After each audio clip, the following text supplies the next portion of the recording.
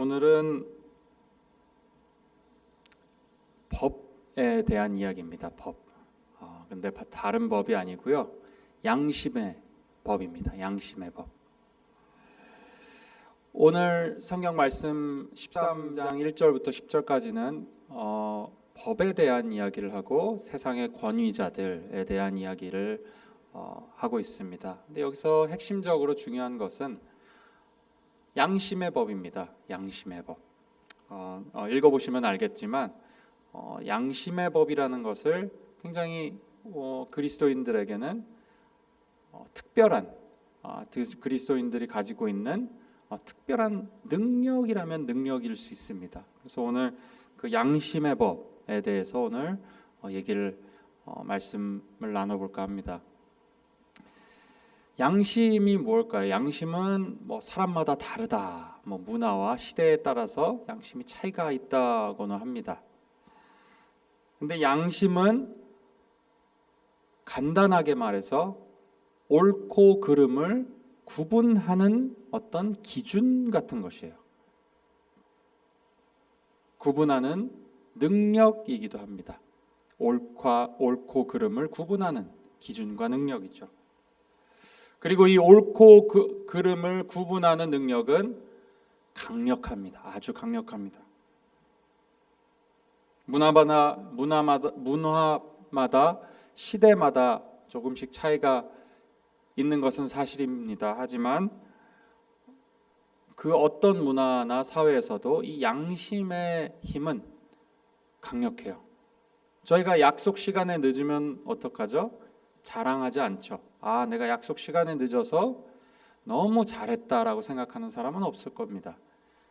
늦은 이유나 어떤 변명을 누가 물어보지 않아도 하게 돼 있죠. 이게 다 양심의 힘이에요. 옳고 그름을 이미 아는 것이에요. 말실수를 내가 한 것 같은 생각이 들었을 때 어떻게 하죠? 마음이 불편해요. 마음이 불편합니다. 후회가 되죠.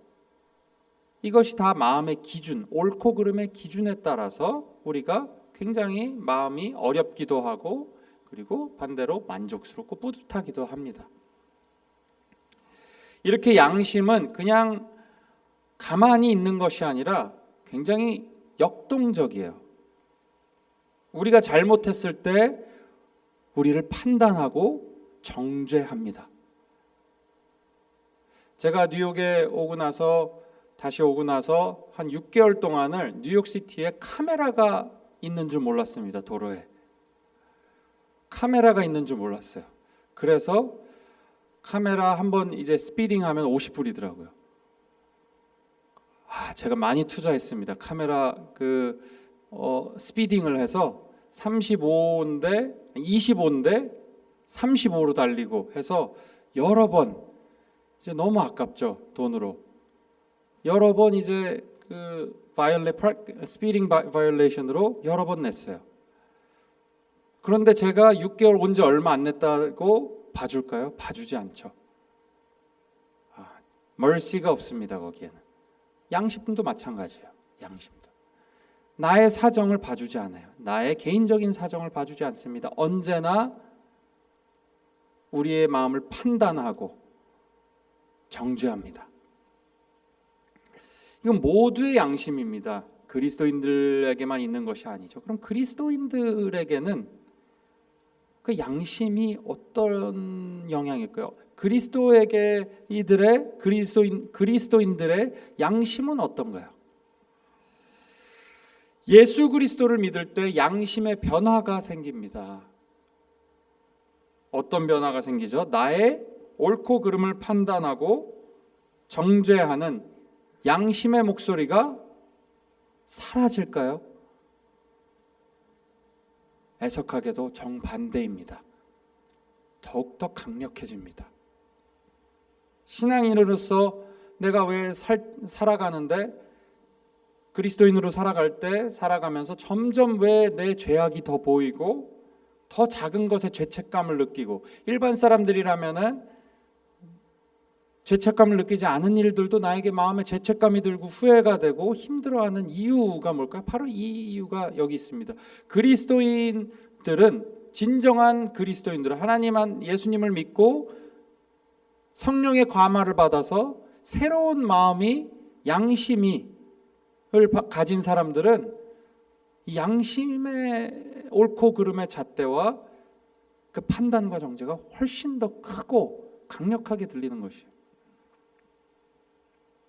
그래서 그리스도인들은 강한 양심의 목소리를 가진 사람들이에요. 적어도 그래야 하는 사람들입니다. 근데 거기서 끝이 아니죠. 그렇다면 더 절망스럽고 우울한 삶을 사는 사람들일까요? 그렇지 않습니다. 더 깊은 만족을 누리게 됩니다. 이게 참 미스테리하면서도 오묘한 성령의 역사예요. 성령님이 계시기 때문이에요. 성령님이 계시기 때문에. 성령님은 우리를 정죄하는 분이 아니라 의로운 분이시지만 우리를 사랑으로 붙잡으시고 거룩함으로 견인해 가시는 분이에요. 견인.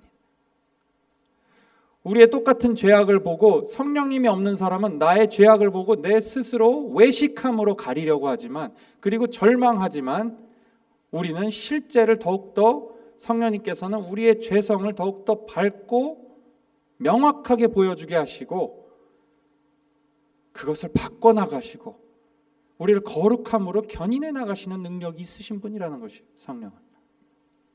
그냥 내버려 두지 않는다는 거예요. 그래서 우리가 죄를 느꼈을 때, 내 마음에 죄악이 느껴지고 절망했을 때 거의 바로 성령의 위로가 있습니다. 그것을 내가 예수님께 가져갔을 때 성령의 위로가 바로 있는 것이죠. 그리스도인들은 일반 사람들보다 예민하고 더 예민하고 크게 양심의 판단과 정죄의 목소리를 듣고 절망하는 것이 아니라 그 판단과 정죄를 대신 모두 받으신 그리스도의 십자가를 바라보고 묵상하며 그분의 목소리와 가르침에 순종하는 사람들이에요. 그래서 나의 죄성과 연약함을 깨달을 때마다 절망이 아니라 그분의 희생의 의미가, 십자가 위의 희생의 의미가 더 크게 깨달아지는 것입니다.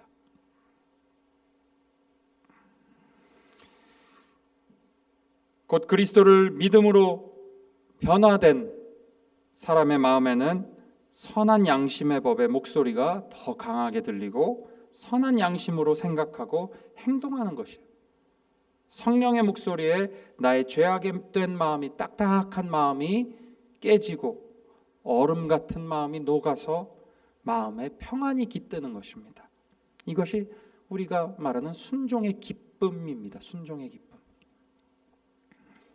하지만 문제가 있죠. 믿음이 있는 사람들, 그리스도인이라고 하는 사람들도 이 자기 생각과 자기 욕망에 이끌려 살다 보면은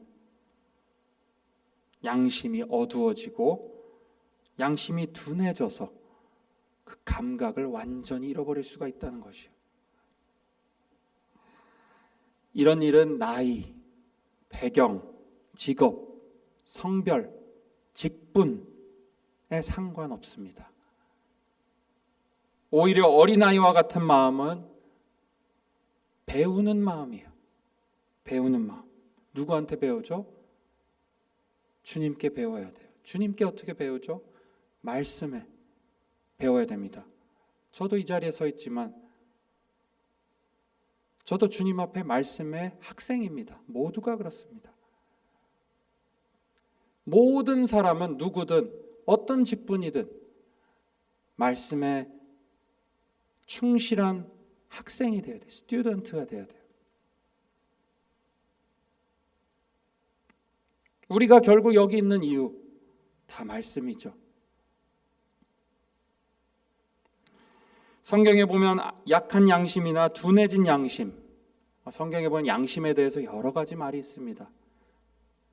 양심에 대한 표현 중에 양심이 약해졌다, 혹은 양심이 깨끗하다, 혹은 양심이 완전히 둔해져서 영어로는 seared, 이렇게 불로 지진 것 같이 감각을 잃어버린 양심, 이런 표현들이 신약에 걸쳐서 여러 번 표현되어 있습니다. 근데 특징이 있어요. 어두워지거나 약해지거나 아예 감각을 잃어버린 양심의 특징은 누구를 보면 아냐? 바리새인들을 보면 알 수 있습니다. 바리새인들에게 예수님이 직접 말씀하셨어요. 공통점은 어떤 법칙의 작은 것들에 아주 집착을 한다는 것이에요.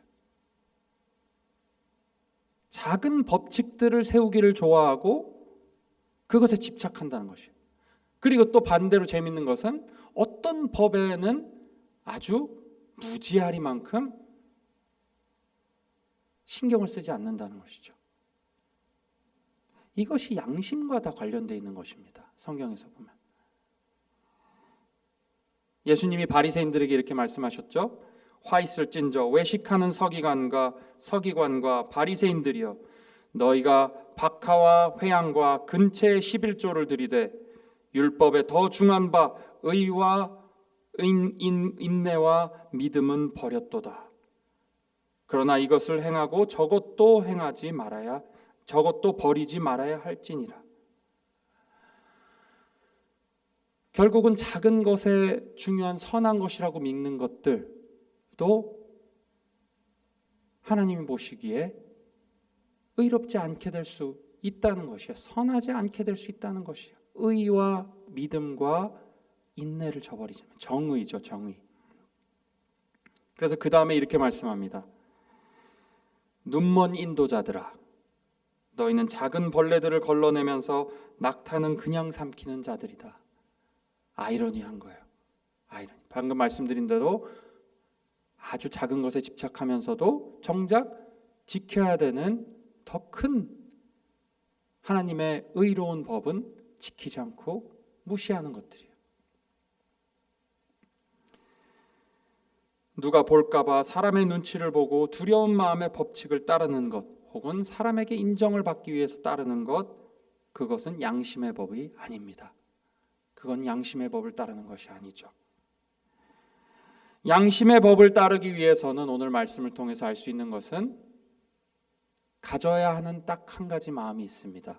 그리고 오늘 볼 것은, 그리고 그 양심을 가지고 하나님께서 문화와 시대마다 변하지만 변하지 않는 것 두 가지 법을, 양심의 법을 오늘 가르쳐 주고 계세요. 양심의 법을 따르기 위해서 가져야 하는 마음 딱 한 가지가 있습니다. 하나님이 옳고 그름의 왕이시다라는 믿음이에요. 양심의 왕이시다. 이게 무슨 말일까요? 대다수의 의견이나 옳고 그름의 어떤 문화적인 잣대에 의해서 옳고 그름을 결정하시는 분이 아니라는 것이에요. 문화적으로 사람들이 생각하는 무엇이 옳고 무엇이 그릇되다는 것은 시대마다 그리고 문화마다 항상 변해해 왔습니다. 하지만 하나님의 진리의 말씀은 변하지 않죠.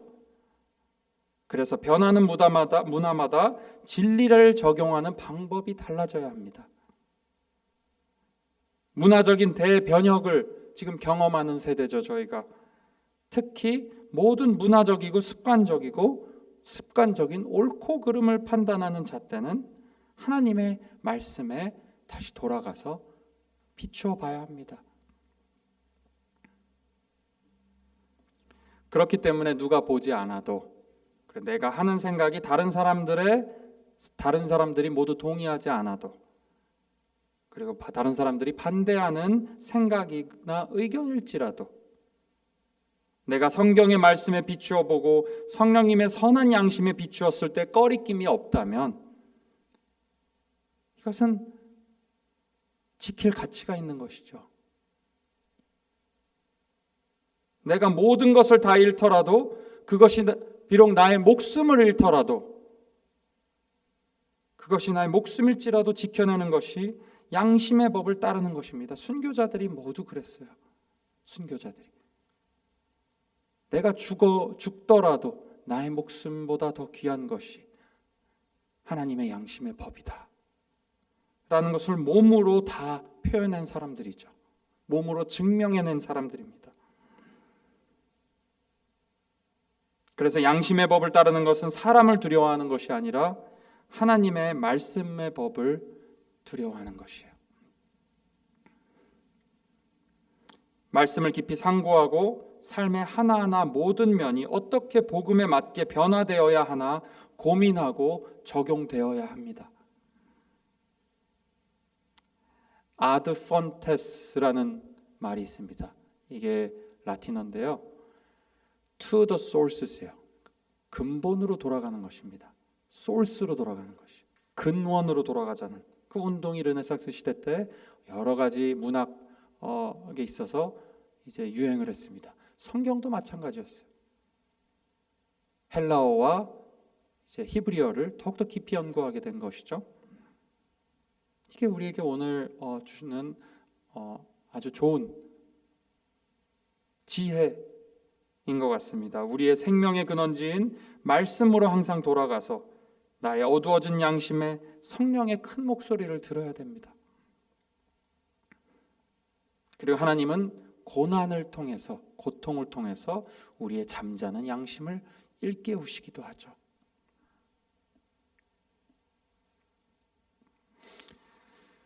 사람은 법 안에서 안전함을 느끼고 그 자체에서 삶의 의미를 느낍니다.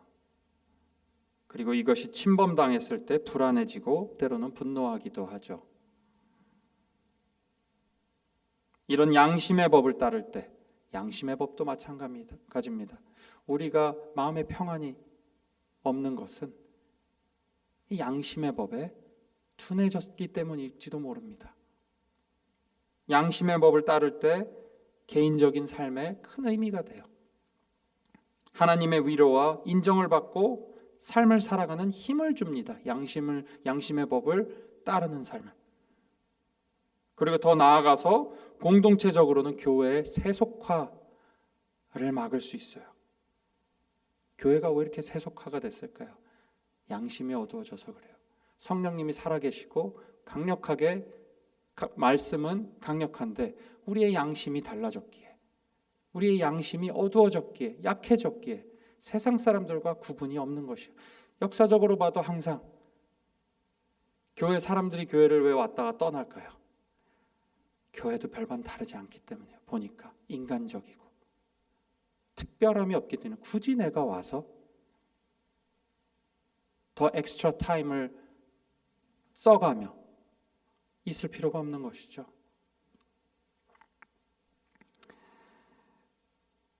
그래서 진리는 변화하는 시대와 문화에 다르게 적용되어야 하지만 이 변하지 않게 적용되어야 하는 양심의 법 두 가지 오늘 보려고 합니다.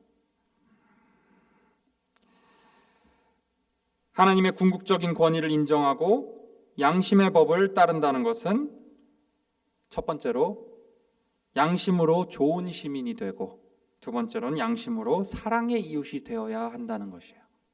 첫 번째 양심으로 좋은 시민이 된다는 것은 나라에 빚지지 않는 시민이에요.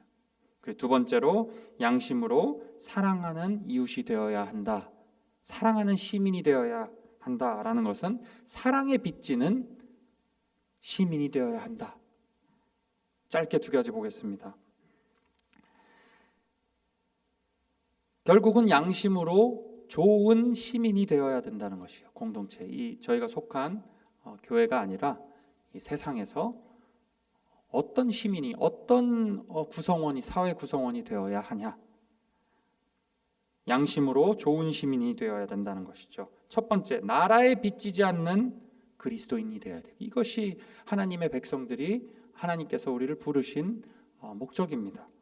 나라에 빚지지 않는 그리스도인. 나라에는 어떤 빚이 있고 내가 나라에 빚졌나 생각하실 수 있을 거예요. 그리고 어떻게 이 세상의 법에, 나라의 법에 빚지지 않는가. 세상의 위정자들은 우리는 어떻게 생각하죠? 보통 긍정적인, 가장 사회인들이 세상에서 안 좋아하는 직업인들 중에 어느 나라 보면 정치인입니다. 정치인. 목사도 포함되어 있는 게 있더라고요. 어쨌든 권위자들이에요. 권위자들이라고 생각하는 사람들입니다. 세상의 권위, 정부나 어떤 권위들이죠. 이것은 사실은 오늘 말씀해 보면은 하나님의 일반 은혜를 실행하는 사역자라는 것이에요. 다 모두가. 일반 은혜는 뭐죠? 일반 은혜가 있고 특별한 은혜가 있습니다. 일반 은혜는 하나님이 모두에게, 악인에게도 선을 베푸시는 것이에요. 모두에게 비를 내려주시고 모두에게 태양을 주시죠. 이게 일반 은혜에 속합니다. 특별한 은혜는 뭐죠? 그리스도를 통한 구원의 은혜예요. 근데 일반 은혜, 모두에게 선하신 하나님, 이 사역자들이라는 것이 정치인들 그리고 법들, 더 정확하게 말하면은 이 사회의 법들이죠. 세상의 권위는 궁극적으로 하나님의 허락으로 세워진 것이다. 그것이 나에게 조금 더 도움을 주든지 아니면 나에게 손해를 입히든지, 그리스도의 믿음에 반하는 사람이든지 그리스도의 믿음을, 성경을 지지하는 사람이든지 상관없이 그 어떤 누구도 하나님의 허락 없이 권위자의 자리에 세워진 사람은 없다라는 것이에요. 아무도. 세상의 모든 인간의 권위는 위로부터, 하나님으로부터 온다는 것이에요. 아무리 악해 보이는 정부도 하나님의 권위를 벗어날 수는 없습니다. 우리는 보통 어떤 정치인이 정권을 잡느냐에 따라서 우리의 삶이 질이 혹은 삶의 미래가 결정된다고 생각하죠. 그리고 우리는 쉽게 정치적 어떤 이데올로기에 의해서 하나님이 역사하시고 역사하지 않으신다고 생각합니다. 혹은 나에게 실제적인 유익이 있느냐 없느냐에 따라서 그 위정자의 정치의 법의 옳고 그름을 판단하게 될 수밖에 없죠. 하지만 나라와 법, 그 하나님의 정의를 지켜주는 파수꾼들이 사실은 그 정치인들이라는 것을, 그리고 법이라는 것을 오늘 말씀에서 얘기하고 있어요. 어떻게 파수꾼 역할을 할까요? 우리가 왜 빚진 자일까요? 안전의 빚진 자들입니다. 우리는 이 정치나 견해는 좀 다를 수 있지만 궁극적으로 시민들에게, 그리고 그리스도인들에게, 그리고 모두에게 해주는 서비스가 있어요. 안전이에요. 안전. 사회를 안전하게 지켜주죠. 4절에 보면 그는 하나님의 사역자가 되어 내게 선을 베푸는 자니라. 그러나 내가 악을 행하거든 두려워하라. 그가 공연히 칼을 가지지 아니하였으니 곧 하나님의 사역자가 되어 악을 행하는 자에게 진노하심을 따라 보응하는 자니라. 세상의 악으로부터 지켜주는 것이, 인간이 생육하고 번성할 수 있도록 도와주고 보호해주는 법이라는 것이, 죄악된 사람들이 올바르게 행동할 수 있도록 해주는 장치예요. 이 법들이. 죄를 가르치는 학교는 필요 없죠. 왜냐하면 모두가 죄를 짓기 때문이에요. 가르쳐주지 않아도 범죄해요. 가만히 놔두면 범죄합니다. 그것을 막아주는 것이에요. 하나님이 다 계획하신 것이요, 하나님이 지금도 다 개입하시고 컨트롤하고 계신다는 것이에요. 그래서 아무리 부패한 정부도 무정부보다는 낫다는 것이죠. 그리고 그뿐만 아닙니다. 우리에게 안전을 제공하는 것뿐만 아니라 사회에 공공재 공급해 주죠. 우리가 깨끗한 도로 환경, 공원, 편의시설들,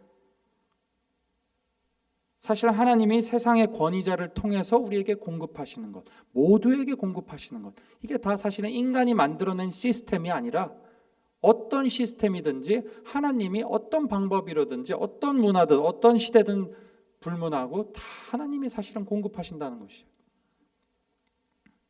그렇기 때문에 우리가 세상 법을 잘 지켜야 되는 것은 이 법이 결국은 하나님으로부터 왔기 때문이에요. 그렇기 때문에 세상의 법에 빚을 지지 말라는 것이에요. 범죄 저지르지 말고, 세금 잘 내고, 그리고 두려워할 자 두려워하고, 존경할 자를 존경하라. 각 분야에서 전문가와 지식인들, 법 제정자들, 위정자들을 통해 하나님은 결국은 모든 인류가 안전하고 생육하고 번성하도록 해오셨고 지금도 그렇게 하고 계신다는 것이에요. 근데 질문이 있죠, 여기서. 좋은 말이죠. 그렇다면 이렇게 나라에 빚지지 않기 위해서 하나님의 주권적 권위를 꼭 믿어야 됩니까? 할 수 있어요. 왜냐하면 대부분의 사람들은 다 범죄자가 아니고서야 탈세자가 아니고서야, 대부분의 사람들은 하나님을 믿지 않고도 이런 의무를 잘 지키면서 살아가고 있어요. 그렇죠? 어쩌면 하나님을 믿는 것과 상관없이 그리스도인들도 당연히 해야 하는 일로 여겨지고 있죠. 의심하지 않죠. 당연히 세금을 내야 되는 것이고 범죄하면 당연히 안 되는 것 모두가 알고 있습니다.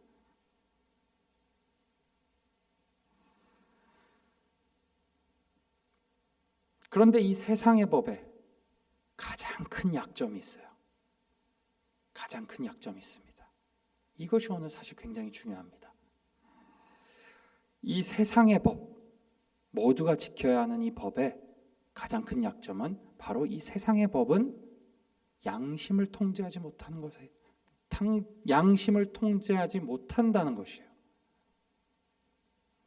옛날에 마이너리 리포트라는 영화가 있었어요. 그 영화 보셨는지 모르겠어요. 기억하시는지 모르겠어요. 그 미래 이제 사이파이라 그래서 미래 공상 영화라 그러죠.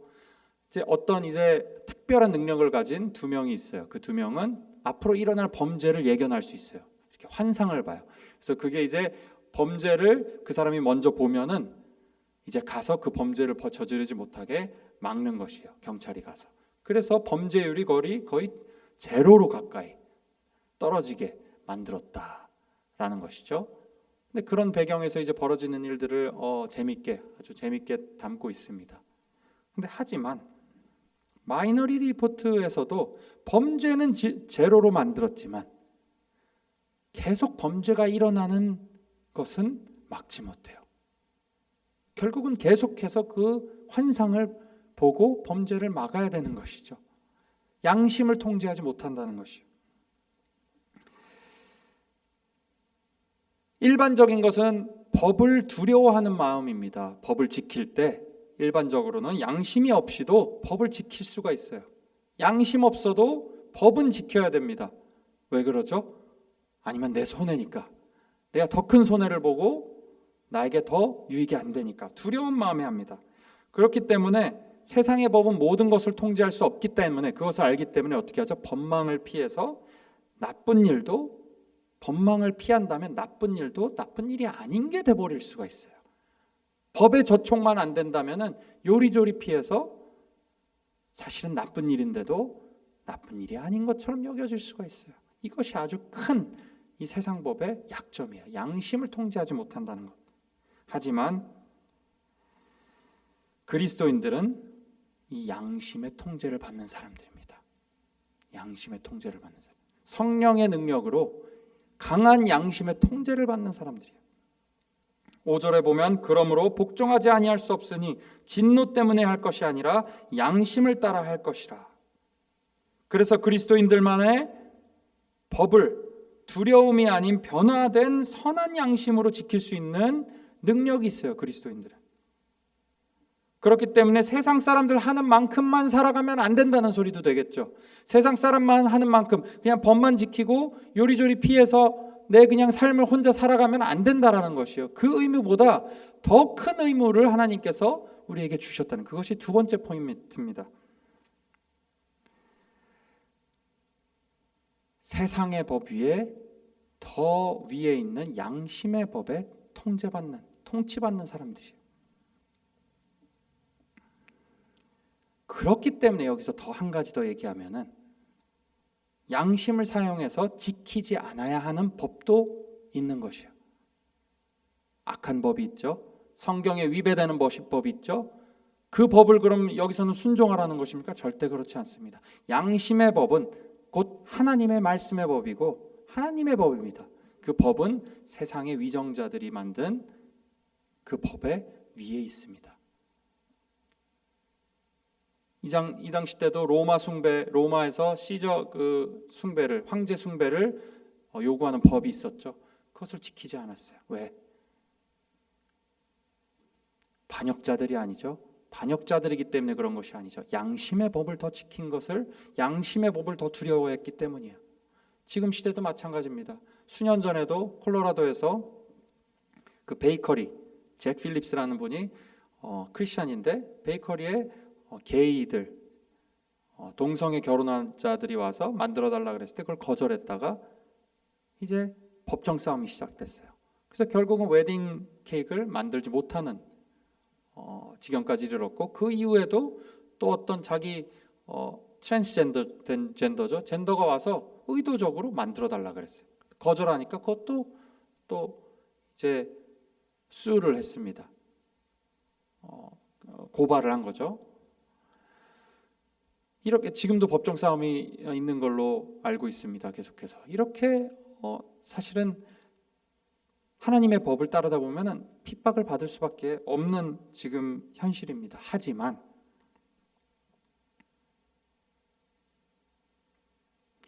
여기서 끝나지 않습니다.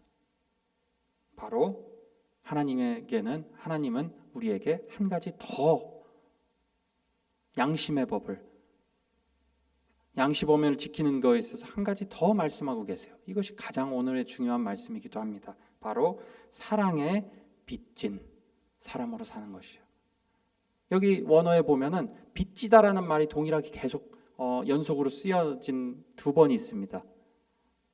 그것은 아무에게도 빚지지 말라는 것이죠. 세금 내고 두려워할 자 두려워하고 존경할 자라 존경할 때 그 빚지다는 단어가 쓰였는데, 그 다음에 바로 또 빚지다는 단어가 쓰였어요. 어떻게 쓰였냐? 빚지지 말라. 사랑하는 사람들에게 서로 사랑할 빚 말고는 빚지지 말라. 이렇게 돼 있습니다. 좀 더 정확하게 해석을 하면 아무에게도 사랑 말고는 빚지지 말라 보다는 사랑할 사람들에게 사람들을 사랑할 빚 말고는 아무것도 지지 말라. 이게 무슨 소리일까요? 그리스도인들에는 특별한 마음, 양심이 하나 더 있어요. 다른 양심 말고 바로 예수 그리스도의 양심이에요.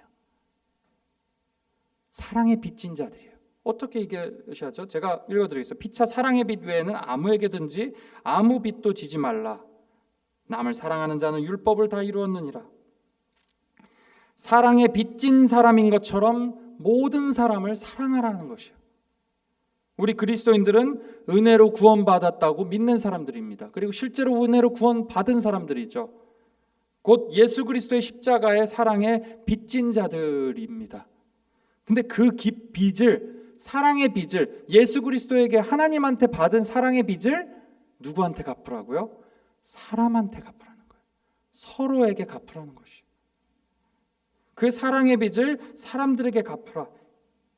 이것이 모든 율법을 완성하는 것이라는 것이에요. 우리는 민법, 형사법 나눌 필요가 없습니다. 그 법을 완성하는 것은 결국 이 그리스도의 사랑의 빚진 자로서 우리가 그 빚을 갚는 삶을 사는 것이에요. 무조건적인 사랑을 할 수 있도록 부름받고 그리고 능력을 받은 사람이에요. 양심으로 지키는 법은 그래서 결국 하나입니다. 내 이웃을 내 몸과 같이 사랑하라. 간음하지 말라, 살인하지 말라, 도둑질하지 말라, 탐내지 말라 한 것과 그 외에 다른 계명이 있을지라도 내 이웃을 내 자신과 같이 사랑하라 하신 그 말씀 가운데 다 들었느니라.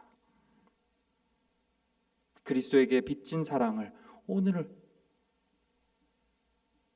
우리 모두가 이 아침에 옆에 있는 분들, 삶에서 만나는 분들에게 다 하나님의 능력으로 빚진 사랑을 갚는 삶을 오늘 하루 살아내시는 우리 모두 되길 주의 이름으로 축원합니다. 자, 기도하겠습니다. 하나님 아버지, 우리는 하나님의 주권을 인정합니다. 그리고 하나님께서 세상의 법과 세상의 권위를 통해서 우리의 안전을 지켜주시고 우리에게 편의를 제공해 주시는 것을 오늘 우리가 말씀을 통해서 다시 한번 마음에 되새깁니다. 우리는 단순히 외적인 법적 의무만을 의무적으로, 교회 안에서도 의무적으로 내가 해야 될 일만을 수행하는 것이 아니라 양심의 법을 따르는 사람들, 사랑의 빚진 자들처럼 살아가게 하여 주시옵소서. 여러 가지 정치적 갈등, 한국과 미국 갈등 속에서 어떻게 살아야 할지 고민하는 주님의 자녀들에게 바울이 말한 것처럼, 그리고 바울이를 통해서 하나님께서 우리에게 말씀하시는 것처럼 모든 권세는 하나님의 것이고 하나님을 경외하는 마음에서 우리의 마음을 경외하는 마음으로 서로 사랑하게 하시고 사람이 아닌 하나님을 두려워하며 말씀으로 돌아가서 나의 양심을 감찰하고 깨어지고 녹아져서 주님의 양심의 법을 따르고 순종하는 기쁨을 누리게 하여 주시옵소서. 변해야 될 것들 변하게 하여 주시고, 그것이 정말 나의 목숨을 버리는 것 같은 고통이 있더라도 하나님께서, 성령께서 붙잡으시고 주님의 형상으로 그렇게 만들어가 주시옵소서. 그래서 더 큰 부흥이 있게 하여 주시고, 다음 세대 또한 하나님께서 불러주시고 문화적인 사소한 법칙으로 그들이 하나님께 오는 것을, 복음을 아는 것을 방해하지 않게 하나님께서 역사하여 주시옵소서. 예수 그리스도 이름으로 간절히 기도드리옵나이다. 아멘. 기도하시고 들어가시면 되겠습니다.